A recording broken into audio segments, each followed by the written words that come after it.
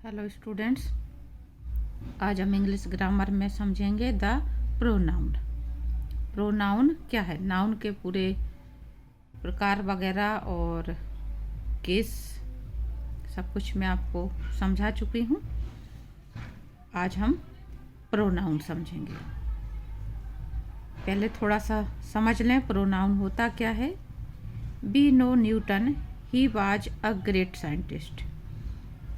Newton नाम है वैज्ञानिक का और यहाँ पे उनके लिए ही शब्द का प्रयोग किया गया है। ही वाज अ ग्रेट साइंटिस्ट, वह एक महान वैज्ञानिक थे। Indira Gandhi was our prime minister, Indira Gandhi हमारी प्रधानमंत्री थी। सी वाज बोल्ड, यहाँ पे इंदिरा गांधी की जगह पर सी का प्रयोग किया गया। I have a horse, it runs very fast, मेरे पास एक घोड़ा है, वह तेज दौड़ता है। तो यहाँ पे हॉर्स के लिए इट का प्रयोग किया गया। John and Jack are friends, John और जैक मित्र हैं। दे आर हियर, वे यहाँ हैं। Sipra is a poor girl, Sipra एक गरीब लड़की है। यू आर हर ब्रदर, तुम उसके भाई हो। अब यहाँ पे जो ही, सी, इट, दे, यू, हर, इन शब्दों का प्रयोग किया गया है तो ये शब्द कहलाते हैं आपके प्रोनाउन। यानी हम जब भी बातचीत करते हैं किसी से तो बार बार हम उस नाउन को या नाम को नहीं दोहराते हैं। बार बार अगर हम नाम बोलेंगे तो ये बात थोड़ी सी अजीब लगती है। तो बार बार हमें नाम ना कहना पड़े, नाम ना बोलना पड़े, उसके स्थान पे हम जिन भी शब्दों को प्रयोग करते हैं वो इंग्लिश में कहलाते हैं प्रोनाउन। तो इसकी परिभाषा क्या हो जाती है? The word that is use instead of a noun is called a pronoun. यानी जो शब्द नाउन के स्थान पर प्रयोग किए जाते हैं उन शब्दों को हम क्या कहते हैं? प्रोनाउन कहते हैं। इंस्टीड ऑफ की जगह पे आप यहाँ पे इन प्लेस ऑफ भी कर सकते। The word that is used in place of a noun is called a pronoun. जो शब्द संज्ञा के स्थान पर प्रयोग किए जाते हैं वह प्रोनाउन कहलाते हैं।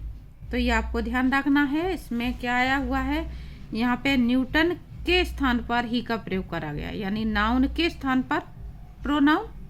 इंदिरा गांधी के लिए सी का प्रयोग किया गया, हॉर्स के लिए इट का प्रयोग किया गया, जॉन एंड जैक के लिए दे, सिप्रा के लिए यहाँ पे हर।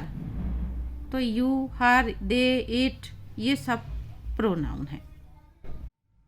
आगे हम समझेंगे काइंड्स ऑफ द प्रोनाउन, यानी सर्वनाम के भेद।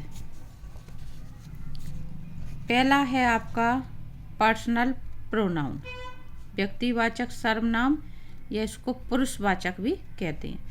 और प्रोनाउन में बच्चों ये बता दूं कि सबसे ज़्यादा यूज में आने वाला यही एक प्रोनाउन है, सबसे ज़्यादा यूज में आता है।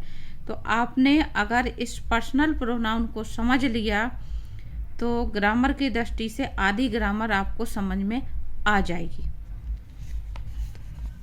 पर्सनल प्रोनाउन को फिर से 3 भागों में बांटा जाता है। पहले पर्सनल प्रोनाउन होती क्या है वो समझ लें। It is a pronoun which denotes the speaker, persons spoken to और पर्सन स्पोकन ऑफ। यानी ये जो प्रोनाउन है यानी पर्सनल प्रोनाउन, उसमें 3 लोगों के बारे में बात कही जाती है। एक तो स्पीकर जो बोलने वाला है उसके बारे में, दूसरा सामने जो सुन रहा है किससे बात कही जा रही है वो, और तीसरा जिसके बारे में बात कही जा रही है। तो द स्पीकर वक्ता जो बोल रहा है, पर्सन स्पोकन टू जिससे बात की जा रही है, कही जा रही है, और पर्सन स्पोकन ऑफ जिसके बारे में कही जा रही है। जिस सर्वनाम से बोलने वाले, सुनने वाले या अन्य पुरुष का बोध होता है उसको हम पुरुषवाचक सर्वनाम कहते हैं।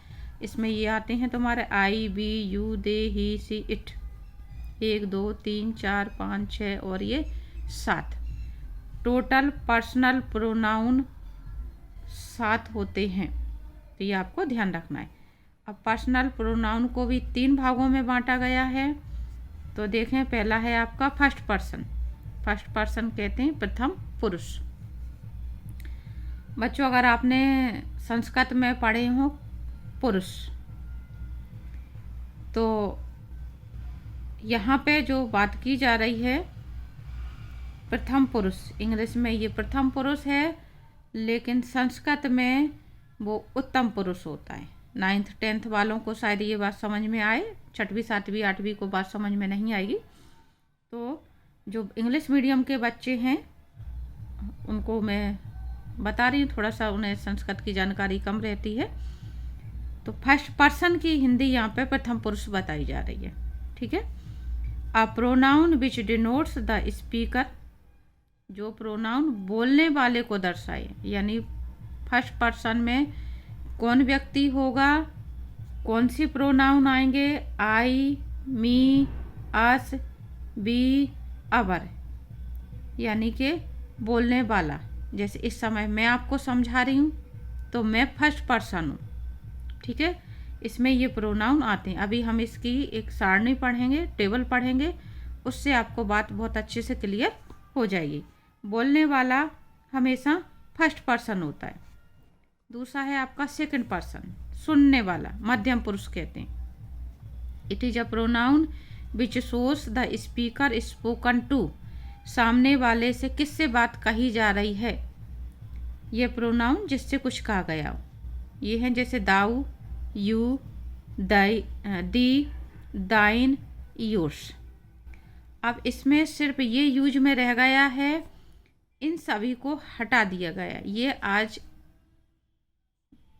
यूज में नहीं है। दी, दाइन, दाऊ ये अब यूज में नहीं है इंग्लिश में, ठीक है। लेकिन ये सेकंड पर्सन होते। तो सेकंड पर्सन कौन सा, सुनने वाला या सामने वाले जिससे बात कही जा रही है। बोलने वाला फर्स्ट पर्सन, सुनने वाला सामने सेकंड पर्सन। फिर है थर्ड पर्सन, अन्य पुरुष। It is a pronoun which denotes the person spoken of, किसके बारे में बात कही जा रही है उसको हम कहते हैं third person. He, she, they, it, his, her, them. अब ये प्रोनाउन हम बना सकते हैं। नाउन के अनुसार कोई प्रोनाउन अगर बनाया जाता है तो वो ये है ही, सी और दे। सिंगुलर मेल के लिए ही, सिंगुलर फीमेल के लिए सी, और प्लूरल है, चाहे सिंगुलर हो चाहे प्लूरल हो, उसके लिए दे।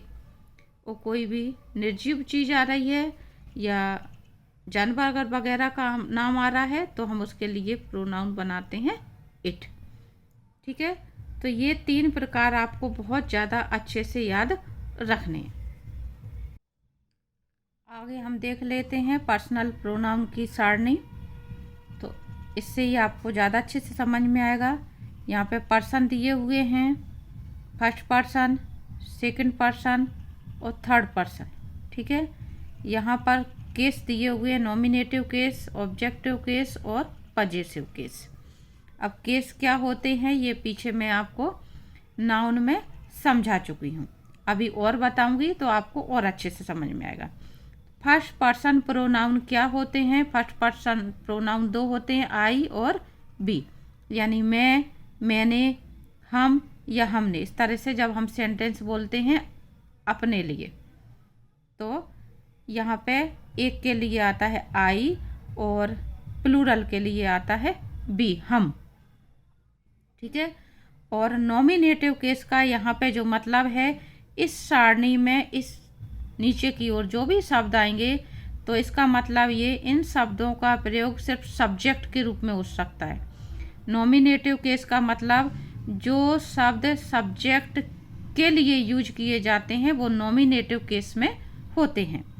तो आई और बी सिर्फ सब्जेक्ट के रूप में ही यूज हो सकते। अगर इन्हें हमें ऑब्जेक्ट रूप में प्रयोग करना है किसी सेंटेंस में तो आई का ऑब्जेक्ट क्या हो जाएगा? मी।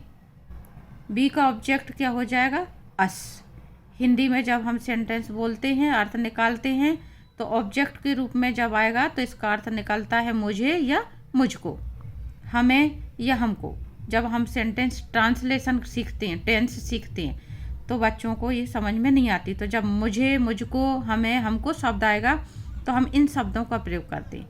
ऑब्जेक्टिव केस का मतलब ये, इन सभी शब्दों का प्रयोग ऑब्जेक्ट के रूप में ही किया जा सकता है। ऑब्जेक्ट के रूप में यानी वर्ब के बाद ही इनको यूज करेंगे हम हमेशा। जब भी हम टेंस के अनुसार सेंटेंस का ट्रांसलेशन करेंगे तो इनको वर्ब के बाद रखेंगे। ऑब्जेक्ट का मतलब वर्ब के बाद रखना। तो आई का ऑब्जेक्ट होता है मी, आपको ऐसे याद करना है। बी का ऑब्जेक्ट होता है अस। फिर आगे देखें पजेसिव केस क्या होता है। पजेसिव हमारा अधिकार या संबंध बताता है। किसी वस्तु पर, किसी चीज पर किसका अधिकार है या किस एक नाउन का दूसरे नाउन से क्या संबंध है, वो पजेसिव केस बताता है। तो यहाँ पे दिया हुआ है माई और माइन। मेरा, मेरी, मेरे, सभी के लिए माई और माइन का यूज करा जाता है। और आवर, आवर्स का प्रयोग किया जाता है। अब आई का ऑब्जेक्ट मी, आई का पजेसिव माई या माइन, दोनों ही शब्द आते हैं। ठीक है, कहाँ माई का यूज होगा, कहाँ माइन का, आगे ग्रामर समझते चलेंगे तो आपको समझ में आता चलेगा।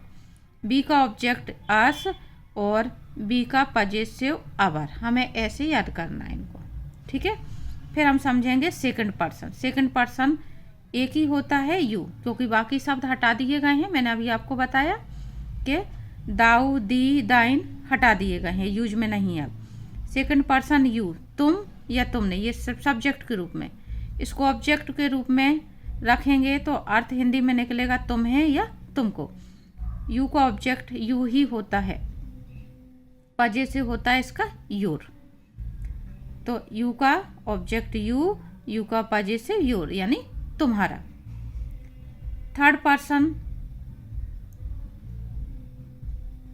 ये गलत छपा हुआ है, थोड़ा सा मिस्टेक है इसमें।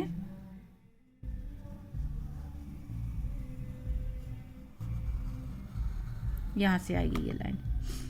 थर्ड पर्सन पहला होता है ही यानी वह, ये पुरुष के लिए होता है। ही का ऑब्जेक्ट हिम, ही का पजेसिव हिज। फिर अगला है सी, ये स्त्रीलिंग के लिए होता है। हर, इसका पजेसिव भी हर होता है। इट, निर्जीव चीज के लिए या जानवरों के लिए, इसका ऑब्जेक्ट इट और पजेसिव इट्स। फिर है दे, बे या उन्होंने, दे सभी के लिए आता है, प्लूरल के लिए, चाहे वो स्त्रीलिंग हो शब्द, चाहे पुरुष लिंग हो, यानी मेल फीमेल या फेमाइन जेंडर या मैस्कुलिन जेंडर, सभी के लिए प्लूरल शब्द है तो हम दे का प्रयोग करेंगे। दे का ऑब्जेक्ट देम और पजेसिव देयर। तो आपको ये तीनों चीज़ें जब याद होंगी तो टेंस में जब आप ट्रांसलेशन करेंगे तो आसानी रहेगी आपको। फिर से समझा दूं, ये ध्यान रखना है, इन चीज़ों का प्रयोग हम सब्जेक्ट के रूप में करते हैं। तो सब्जेक्ट का मतलब नॉमिनेटिव केस, इनको हम सिर्फ ऑब्जेक्ट के रूप में यूज कर सकते हैं, इसलिए इसको ऑब्जेक्टिव केस कहते हैं। और जब सेंटेंस में किसी चीज़ का अधिकार बताया जाए या कोई का संबंध बताया जाए, मेरी किताब, मेरा भाई, ठीक है ना, उसका भाई, इस तरह से उसके पिताजी, उसका घर, तुम्हारा घर, मेरा घर, तो इस तरह से जब शब्द आते हैं तो उसके लिए हम पजेसिव का यूज करते हैं।